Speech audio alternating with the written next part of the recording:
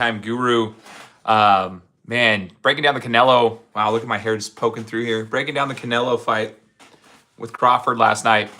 What an amazing, like literally an incredible fight by Crawford. I thought it was a great bout all around, but I completely underestimated Crawford, and I shouldn't have. I was even quoted talking to coworkers of mine saying I believed that Crawford was going to get slept within 4 rounds. I couldn't have been more wrong about that.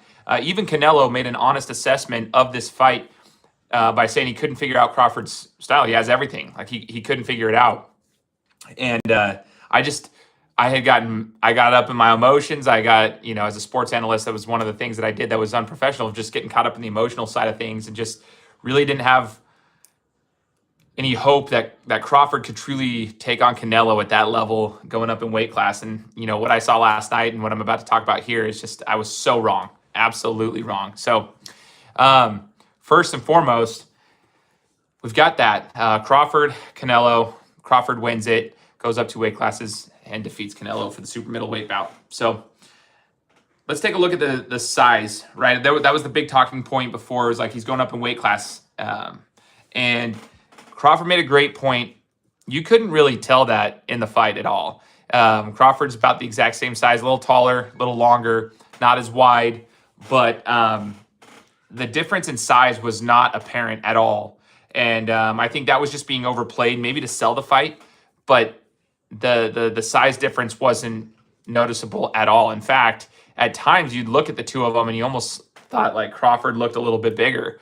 And so I'm going to give props to Crawford for coming up into the weight class, holding his own, letting the media speak how the media does, and essentially just doing what he does and getting to business. I was so impressed with his hand speed and his counter punching. There were some good power shots from Canelo that he was ripping to the body and trying to connect. And he connected with a few of them, but they were very minimal power shots throughout the fight. And it was frustrating Canelo. You could see him visibly get frustrated a couple of times with the timing of the counter punches. Crawford doesn't throw with a ton of power, but it's timing and speed and precision. And I felt like Crawford's ability to cut off the angle, both going southpaw, so you're trying to get the outside leg. There was a couple times there where they're trying to figure that whole thing out. Then there was other times where they're switching up stances. I felt like Crawford's ability to change his angles with his feet throughout the whole entire thing and get away and roll with punches. And even when he was against the ropes, the punches that were being thrown that were, pretty straight on, he was catching them and he was rolling with them. And so the damage was very minimal, right? And I would love to hear what you guys have to say about this, but I was so wrong about what I thought was going to happen there. I thought Crawford was so good with his footwork, so good with his timing, and so good with his precision with his punches. And he kept catching Canelo and frustrating Canelo in multiple ways. I thought it was incredible. Crawford's performance was absolutely incredible during this bout. I will say it was interesting. I thought at one point, I was like, man, Crawford looked good in the first half of the fight. And I was like, is he going to slow down? Will he slow down? I was trying to keep an eye on both of them to see how they would slow down, because although Canelo was getting countered the entire time, he was still pressuring. And as a former fighter myself, one of the things about being pressured, it doesn't look like a lot, because when you're watching the fights, it doesn't look like a lot. But when you're always moving backwards and you're always just having to move, it is exhausting on the legs, man. It's exhausting to always have to be moving to try to get out of certain situations. So I was like, will he tire out? And I thought maybe he would at the last half of the fight. But what I was surprised by was coming into round 9, they both start swinging for the fences. And I thought it was a phenomenal round, very exciting. Both were just going after it. And they both finished the fight with a lot of power, a lot of speed, and it didn't feel like they slowed down at all. And so, again, I don't know why I underestimated him, but Crawford couldn't have fought a better fight last night in regards to this bout. I don't think Crawford could have come out more prepared. I don't think he could have. I just don't think he could have done any better than he did outside of a knockout, right? But I thought he just pieced him up and did his thing. So, yeah, we said poor here. Let me see. I'm happy to hear any comments or anything about the fight itself, like what your guys' thoughts were on the overall match. I will say this. I was pretty impressed with the promotion being on Netflix as well. Let's talk about that. Netflix streaming the fight. You know, it's the new era. You got TKO Productions.